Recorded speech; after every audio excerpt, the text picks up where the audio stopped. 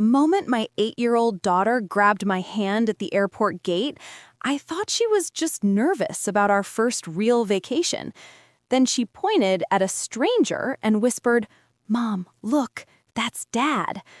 The problem? Her father had been dead for 3 years. My name is Emily, and officially I'm a widow. But in that moment, standing in a crowded terminal with sunscreen dripping down my back and a suitcase full of hopes I'd almost forgotten I had, I wasn't sure what I was anymore. Let me back up. For 3 years, I'd been the woman who had it together. Work, school, bills, bedtime stories about a father who explored beautiful places until one of those places was just too strong for him. That's what I told my daughter, Danny. I painted Brian as this adventurous soul who got swallowed by the wild. It was easier than the truth. You know, if you're new to Anonymous Confessions, we share real family drama stories just like this one. Hit that like button and subscribe. Trust me, you won't believe where this one goes. The official story was simple. Brian died on a frozen lake in Alaska. Snowmobile accident. Thin ice, search and rescue did their job, found his equipment, and concluded what everyone already knew. Nobody survives in those conditions. They never found a body, but that happens more often than you'd think. The death certificate arrived 6 weeks later, crisp and official, and I folded our life into that piece of paper. But here's the thing about grief. It doesn't prepare you for the moment grief might be wrong. That day at the gate, Danny wasn't asking. She was stating a fact. I looked at the man she was pointing at, baseball cap, sunglasses, standing next to a blonde woman who looked about as thrilled to be alive as someone waiting at the DMV. He shifted his weight, cut his hand through the air while talking, and my stomach went into free fall. Not the gentle drop of a roller coaster, the violent lurch of an elevator snapping its cables. "Danny," I said, gripping my suitcase handle so hard my knuckles went white, "Dad died, you know that." She shrugged, completely unbothered by the concept of death apparently being negotiable. "I know, but that's him. He just doesn't know he died yet." What do you say to that? What do you do when your 8-year-old handles existential crises better than you do? We boarded that plane to Miami, and I spent the entire flight staring at the back of his head 2 rows ahead. Same posture, same way of tilting his head when he listened. Danny fell asleep clutching her stuffed shark, completely at peace with the ghost sitting in front of us. But here's what kept circling in my mind. If that really was Brian, why would he leave? What makes a man erase himself so completely that his own daughter has to remind you he's real? Miami hit us like a wall. Humidity, palm trees, and the kind of chaos that only happens when you cram 1,000 vacationers into one building. Danny was half asleep on my shoulder while we waited in line, and then I heard it.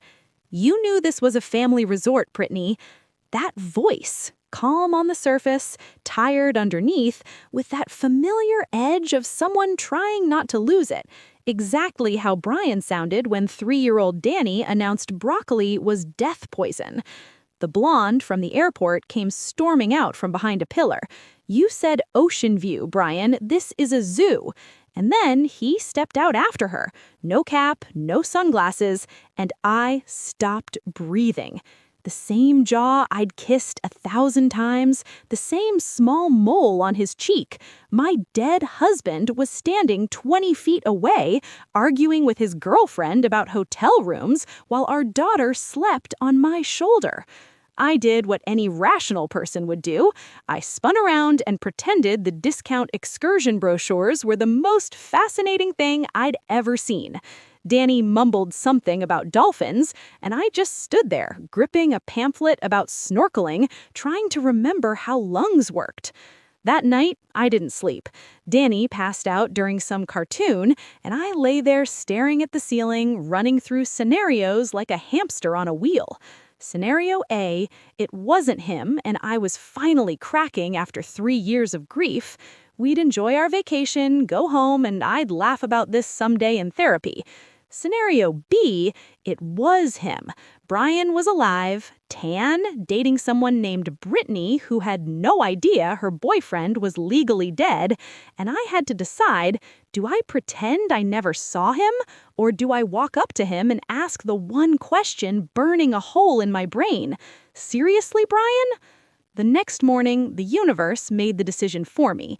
Danny was building sandcastles, I was pretending to read while actually scanning every man on the beach, and then the music by the pool cut off mid-song.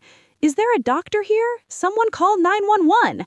I looked up, crowd gathering by the pool, arms waving, a woman screaming, Brittany, I realized. Danny grabbed my hand. Mom, it's Dad. I didn't think, I just ran. He was on the tiles by the pool, cap off, sunglasses on the ground next to him. His face was the color of concrete, breathing in these short, terrified gasps. Brittany was full-on hysterical, and the teenage lifeguard looked like he might pass out himself. Something took over, some autopilot from a first aid course I took years ago. Back up, I heard myself say. Give him space. I dropped to my knees. Pulse was there, but racing, breathing shallow, eyes closed. I could smell hotel sunscreen and way too much alcohol. I leaned close, not even sure I was speaking out loud. Brian, if you die on me a second time, I swear I'll kill you myself. His eyes snapped open. We stared at each other. In his face, I saw pain, panic, and this weird look of recognition that said, of course, this is happening today. Emily, he breathed. Brittany instantly rounded on me. You know her? I wanted to say so many things. I'm his wife, Brittany, the real one, the legal one, if we're being technical. But instead, I just stood up. I helped, I told her. Then to the lifeguard, did you call 911? He nodded, eyes still wide, and I walked away, left him there, lying there, watching me go because I needed to think, and I couldn't think with his eyes on me. That night, after Danny passed out upstairs with cartoons humming in the background, I went down to the hotel bar. Just needed 15 minutes of not being mom. I ordered club soda with lime, found a corner table, and tried to convince myself my life wasn't a soap opera. I'd know that voice anywhere. I looked up.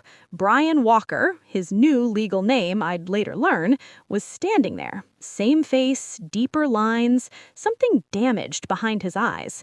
This is the part in these real-life family drama stories where everything shifts, isn't it? If you're liking this so far, show some love in the comments and subscribe to Anonymous Confessions. We've got so many more family betrayal stories coming your way. You okay?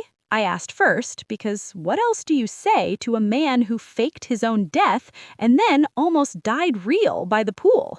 He laughed, but it came out rough. Heat, alcohol, and guilt all at once, I guess. We sat in silence for a minute. Baseball on the TV, someone ordering margaritas behind me, normal vacation sounds wrapping around a conversation that was anything but normal. How long did you know? He finally asked. What a question! That you're alive? Since you opened your eyes by the pool and said my name. Before that, I had suspicions. He gave that crooked smile I used to love. I deserve that. You have no idea how much you deserve. I put my hands flat on the table. Okay, one shot. Explain what happened in Alaska. He nodded, took a sip of water like it was whiskey. Remember those guys I borrowed money from? The private investors, you called them. Loan sharks, he said flatly.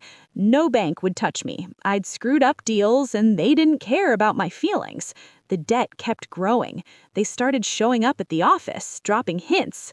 I went to the police, and they said it was a civil matter. I know that line. Call 911 if they actually threaten you.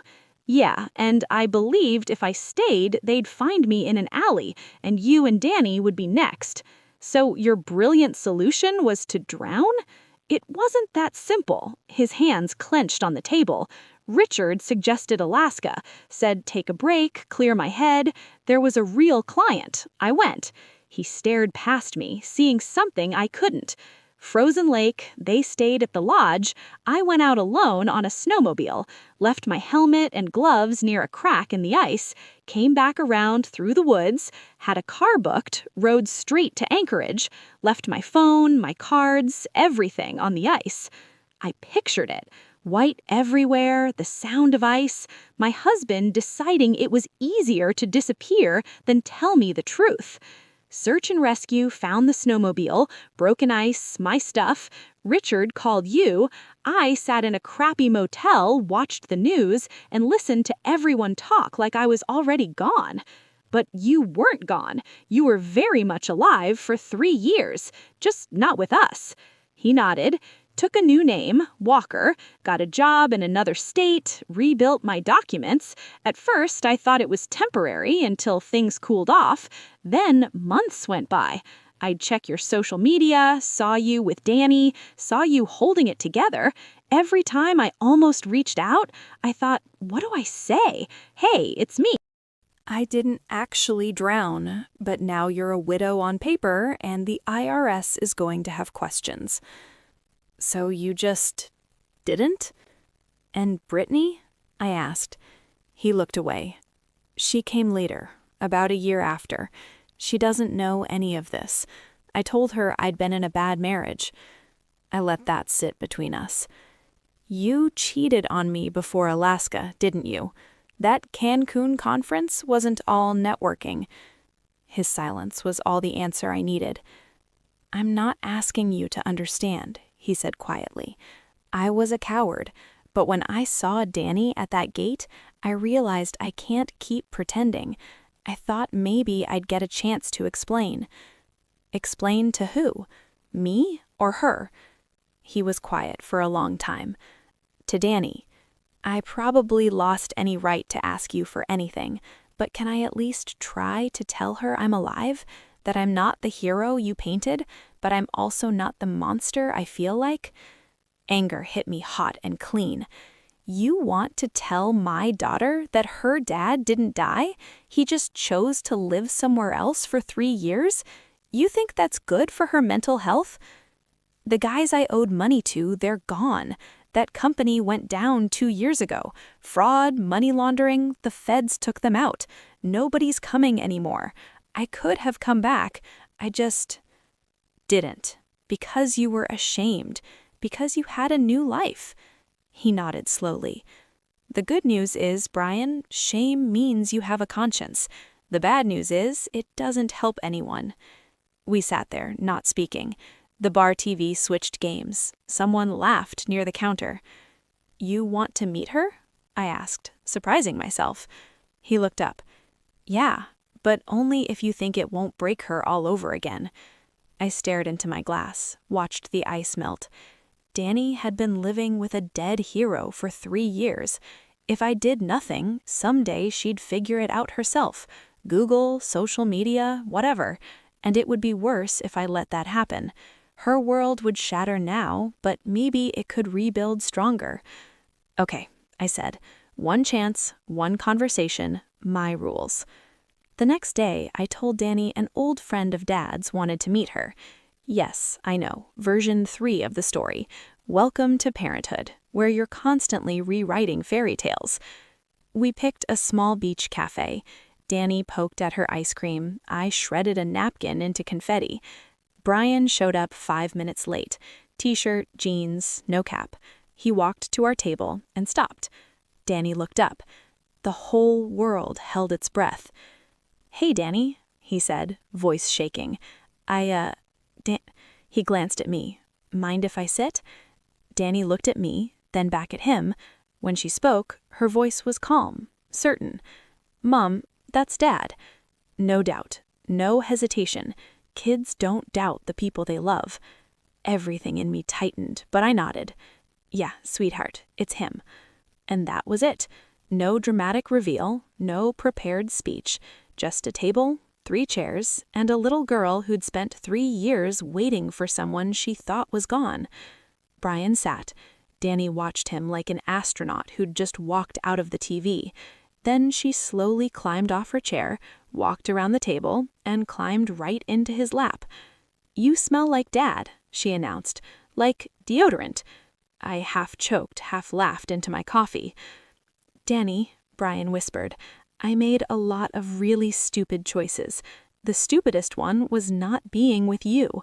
You have every right to be mad. You don't have to say anything, but I'm here. I'm alive, and if you want me, I'll be there. Danny studied him for a long moment. Then she leaned her head on his chest. I'm not mad. I thought you died. You were just dumb. That's better. I turned to look out the window, because if I watched them longer, I'd fall apart. They sat like that for 10 minutes.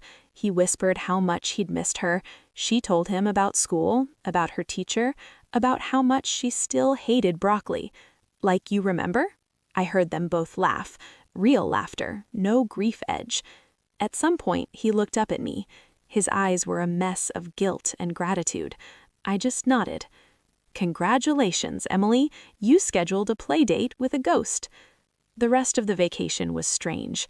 Sometimes we walked together, all three of us. Beach, ice cream, terrible souvenir shops. Danny glued to his arm like she was making up 3 missing years in 3 days. Sometimes I left them alone and walked the boardwalk by myself. For the first time in 3 years, I felt like I was allowed to do that. Brittany gave me looks like I personally stole her youth. She never found out the truth. Brian eventually ended things with her. I don't know if it was because of me or because he finally ran into his past face first. Honestly, I didn't care. Our last night, we sat on the balcony of my room. Danny was asleep inside, wrapped around her shark. I know I don't have the right to ask for much, Brian said. But when we get back, maybe we could try again. I'll move closer, get a normal job, talk to a lawyer, a pastor, whoever. I'm ready to fix whatever I can. I looked at him. The same man who once brought me flowers and promised we'd grow old together. The same man who decided pretending to drown was easier than telling me the truth. The father of my daughter, sleeping 10 feet away, smiling in her sleep for the first time in years. Brian, I sighed, you can't fix the past, but the future, I nodded towards the door where Danny slept, that's yours, with her. He went quiet. His face cycled through everything, hurt, exhaustion, and this strange relief, like he'd been waiting for this no, hoping for a yes. But not with me, I said steadily. I don't love you like I did. I care. I feel sorry for you. I'm grateful you gave me Danny, but I can't live again with a man who once chose to die on paper instead of live honestly with me. He nodded slowly. I get it. His voice was barely a whisper. I'll be there for her, I promise. This time without Alaska. We sat quietly. Below us, people laughed, music played, someone argued about parking. Regular Miami vacation sounds. And I realized I wasn't a widow anymore, and I wasn't a wife. I was just Emily, Danny's mom, a woman who outlived her husband, then outlived his resurrection, and somehow didn't lose her mind. About a month after we got home, Brian moved to our city, rented an apartment not far from us, got a normal job, found an attorney to untangle the legal nightmare of his death. I didn't handle any of that. I had my own list: work, mortgage, a 3rd grader, therapy on Zoom. These stories of betrayal from life don't always end the way you expect, do they?